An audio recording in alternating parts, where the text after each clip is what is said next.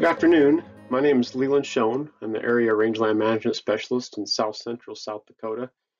The title of my talk today is Grass Responds to Grazing, Restoring Positive Nutrient Cycling. So I'm a little bit out of my realm, although I'm comfortable speaking to groups, but where my best position is with individuals or small groups, really out on the rangeland. There's so much information that I want to share with you with so little time, so you'll likely have some questions by the time we're done here. I usually like to tell lots of stories once we really establish a relationship. I'm hoping that I'm talking with mostly a group of ranchers, and that you're coming here to listen to me just to see if I can offer anything different that you maybe heard from everyone else. I'm really passionate about the next generation. How do we pass ranches on to the next generation that are profitable so that there can be success in the field of agriculture?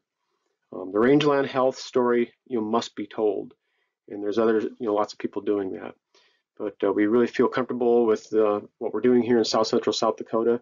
I'm really located in the area where Highway 83 and the interstate that goes east and west through South Dakota meet. I cover about 11 counties.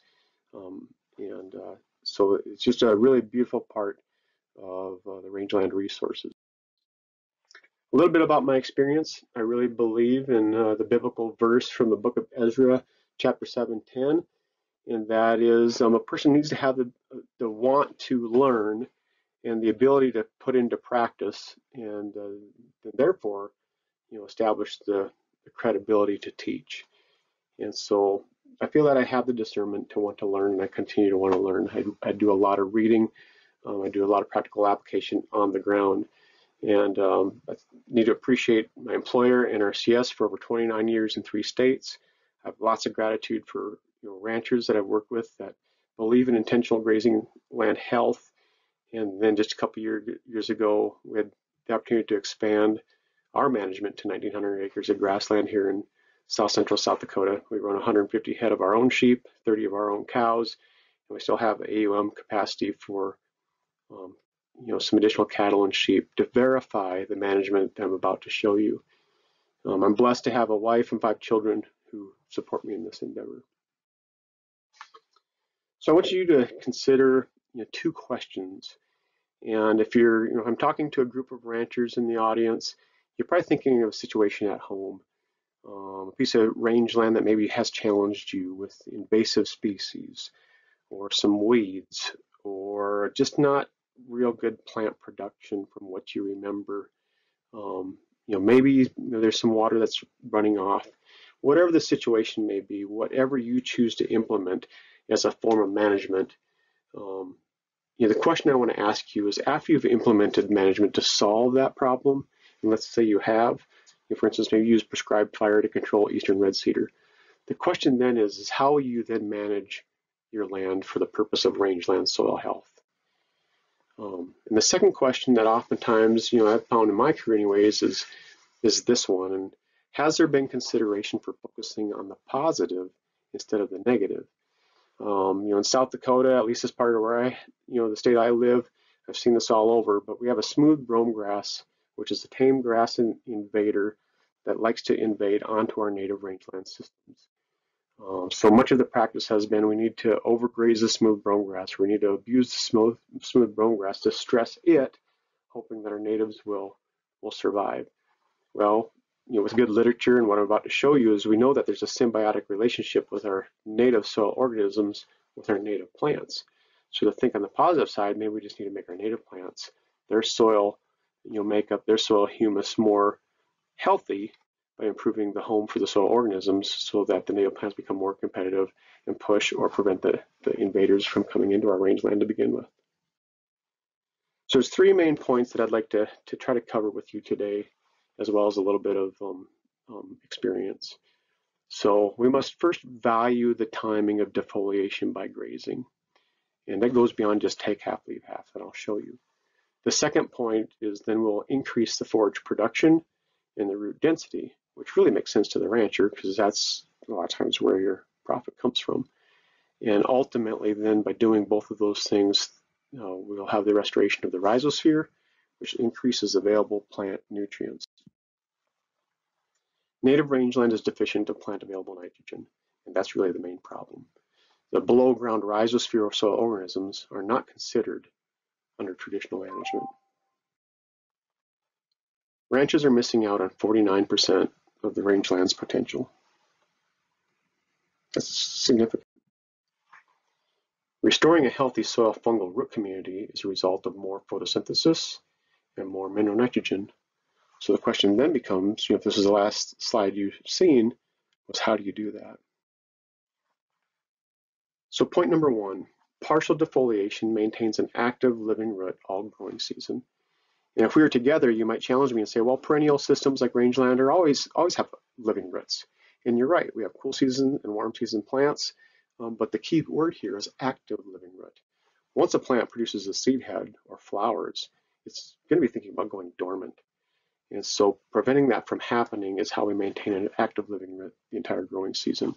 So during the active growth phase of the plants, which in our environment is pretty much from June 1st to July 15th on native species, the idea is to not defoliate the plant until it's grazing ready, which is about the 3.5 leaf stage. And we want to defoliate it partially before it flowers. So that's why we have that June to July 15th time frame. All we need is as few as 3 pastures, and really no more than 6.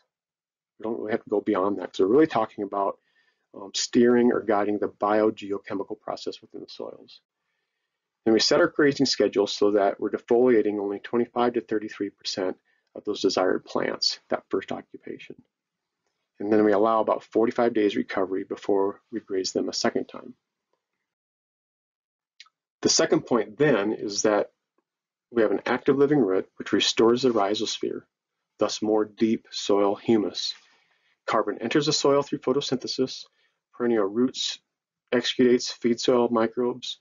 The roots are restored to deeper and denser mass, and we provide the habitat for more soil microbes.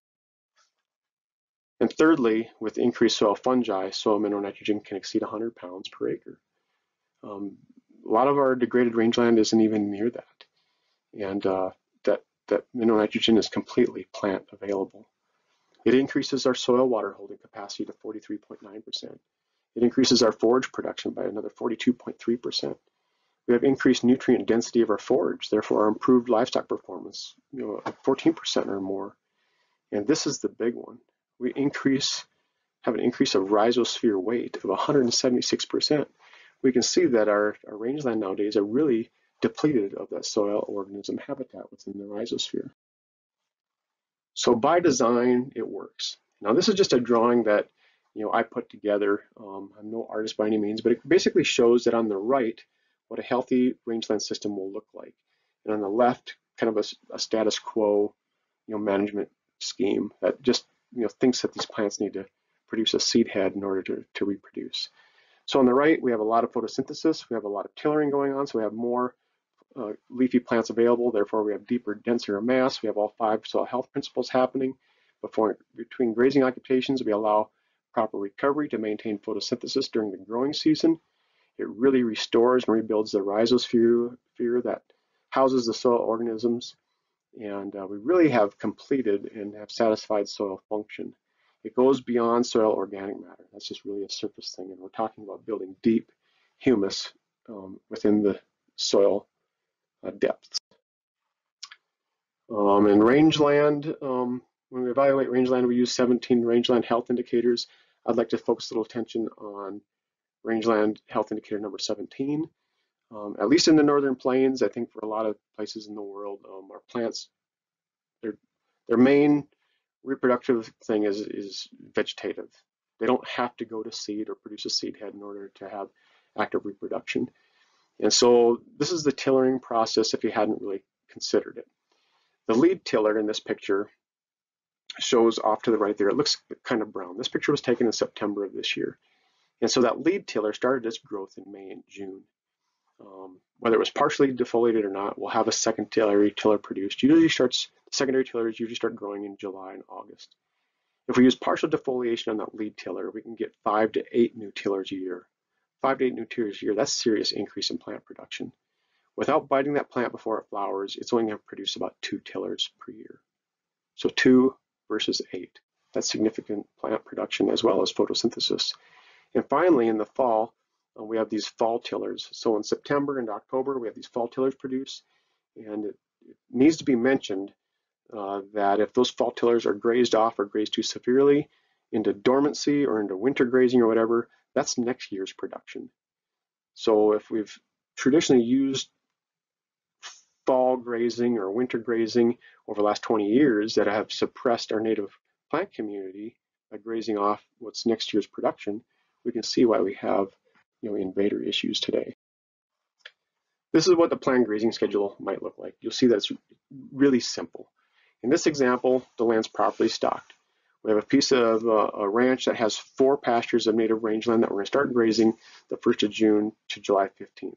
So we have 4 pastures. Our first 45 days is pretty simple math. 45 days divided by 4 is about 10 or 11 days per pasture occupation. Once we get to July 15th to October 15th, we can start that rotation all over again. If we graze pasture number 1 for 10 days the first time, we just double those days. We graze it for 20 days the second time. You'll see we have 90 days. That gets us through that entire 135 or 145 day growing season, and that really completes the scenario. The schedule and the stocking rate is set so that first occupation, only about 25 to 33% of those plants have been bitten.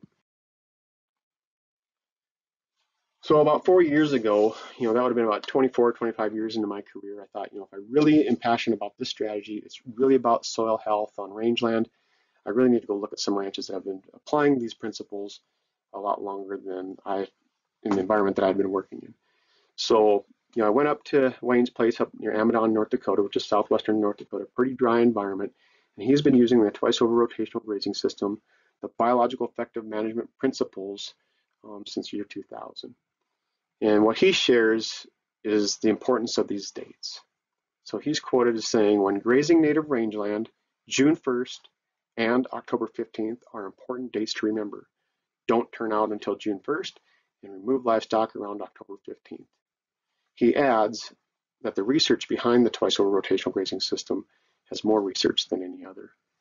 The research there, specifically on the twice over and the biological effective principles, has been going on for 35 to 40 years, and prior to that, about 20 years of research, until we got to the point today. So what we thought we'd do is we just take that research that they've done in North Dakota and actually the Northern Great Plains, and we just try to replicate it here in our own 11 county area. So we have several ranchers that are interested in biological effective grazing management principles for their rangeland health situations, and they know that's going to increase the value to their land. So we soil sample rangeland for more quantitative soil health measurements, which is going to be mineral nitrogen, to support what we see on the surface. We use grazing management that should focus specifically on biogeochemical processes. Our soil sampling was at 3 different depths, 6-0 to 6, 6 to 12, 12 to 24 inch depth minimum. And what we're measuring is nitrate nitrogen, ammonium nitrogen, and percent organic matter. We go that deep so that we can see how we're rebuilding this deep, dense root mass in these soil organisms. Here's the actual soil sample from this year. We also sampled in 2020 these same ranches, but it values the quantitative data. 2 specific ranches in all these are all using biological effective grazing management. They're all using twice over rotation. What you can see is, and we really can't compare one to the other because they're all on different ecological sites, different levels of management over the years. But independently, we can see what's happening. We soil sample the end of May, and we soil sample the end of June. By soil sampling the end of May, our soil organisms are fully awake and are fully cycling nutrients within the soil. During the month of June, we have the most active growth on our plants that we didn't have in May. And so to measure again the end of June shows us what our plant performance is based on the capacity of our soil organisms to produce mineral nitrogen. On the 2 ranches that have the yellow blocks, we can see that in the gray bar that their plants were getting full growth as well as still producing more mineral nitrogen than the plants probably could use. The orange bar on the other ranches are showing that those plants or soil organisms don't have the capacity yet to maintain nutrient cycling. And so that's why those ranches, you can see one just started in 2020, another one in 2014, that that as long as they're following the biological effective grazing management principles, that their rangeland will soon be pacing upwards to that 100 pounds of minimum nitrogen by the end of June, July, and August. So I want to pay a special thank you to South Central and Badlands RC&D and their soil health grant, and also I appreciate those ranchers using biological effective grazing management principles and how we can evaluate those. Some positive indicators to look for just on the surface. Well, really you have to get into the soil to look at these, which is kind of non-traditional either, because for the most part you need to know kind of what to look for, right? So the first slide here is you want to have good healthy soil aggregates.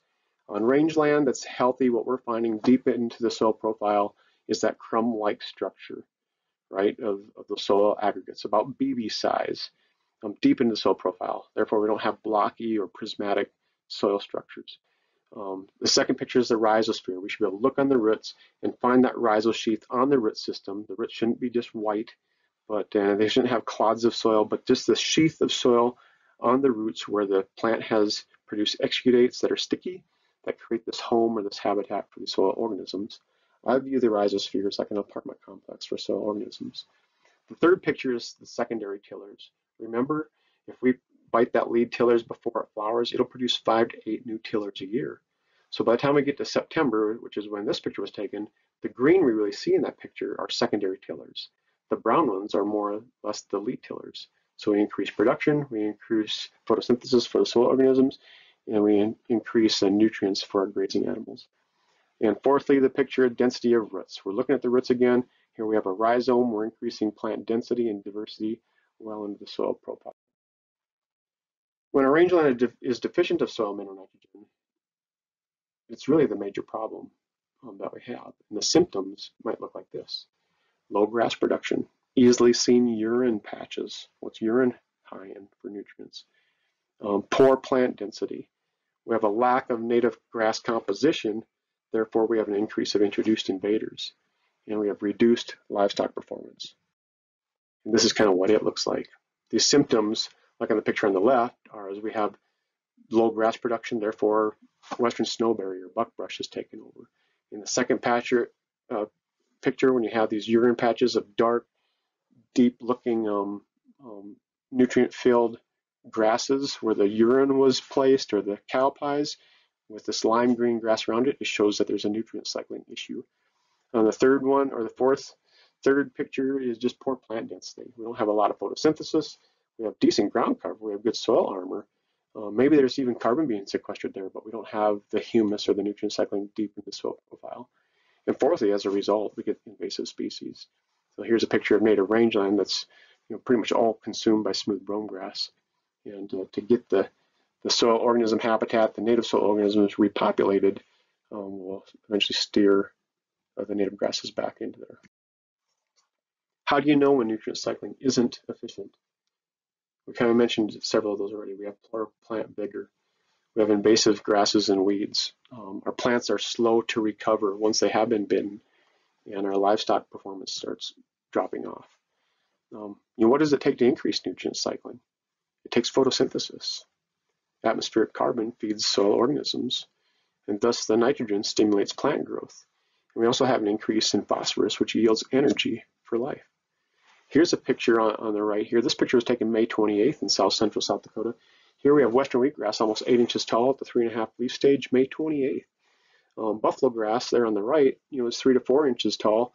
But what's really important, other than those grasses being green and that far along at the end of May, is look at the roots. The root exudates, the rhizosphere, the rhizosheath on those roots tell us that we're moving in the right direction. Dr. Lee Mansky out of the Dickens State Research Station is the research scientist behind the biological effective grazing strategy. He has over 30 years of experience doing this research there and is still working. Prior to that, for 20-25 years, he researched and followed up on research being done prior to his time, and it just continuously follows up on it. Dr. Christine Jones, which some of you may have heard of, she's from Australia, but she really, can illustrate or discuss in 2 or 3 pages of this liquid carbon, not carbon sequestered at the surface, but this humus, this liquid carbon that gets recycled, through the soil organisms and the plants deep within the soil surface or the soil profile. And then finally, Michael Phillips. Michael Phillips, you maybe have heard of. He's a farmer, writer, orchard consultant, but he has a book out there that he titles Mycorrhizal Planet. He does a really good job of breaking down in layman's terms the value of soil fungi and the symbiotic relationship it has, especially with our native plants to North America. So we're really here talking about rebuilding soil organism habitat, right? The rhizosphere, the deep, dense root systems, the crumb-like structure deep in the soil profile for good water holding capacity. And the wealth of the land can be rebuilt. So depending on your situation, if I'm talking to a group of ranchers, don't we want deeper, denser root systems? We don't want root systems that are just at the surface. Therefore, we produce more production on the surface of the ground. So in summary, grass responds to grazing and restoring positive nutrient cycling. By doing that, we use partial defoliation. We graze those grasses before they flower, and we don't graze them harshly. We just graze 25 to 33%. That's really what's different about this talk. We allow proper recovery before they're grazed again, and it continues to improve as the soil health gets better. It rebuilds the soil organism habitat that builds humus deep into the soil profile. And really, not many people are going to give you a timeline, but really within 4 to 10 years, depending on what you're starting with, you may have 100 pounds of soil mineral nitrogen, and therefore 49% more value to your ranch. Now, there's a lot of information that I had to pack into this 25 minutes, and so I know you probably have some questions. There's my information right before you. I have my email address, my phone number. Feel free to give me a call, and we can visit through some things. I have a Twitter account, and what I do specifically on my Twitter is I really show pictures of real-life ranches using these principles, these practices, and just with a real concise note on what's happening. So you can view some of those there and ask questions and dialogue that way as well. So I really appreciate this opportunity, the time to visit with you. I hope that perhaps our paths will cross sometime in the future. Thank you.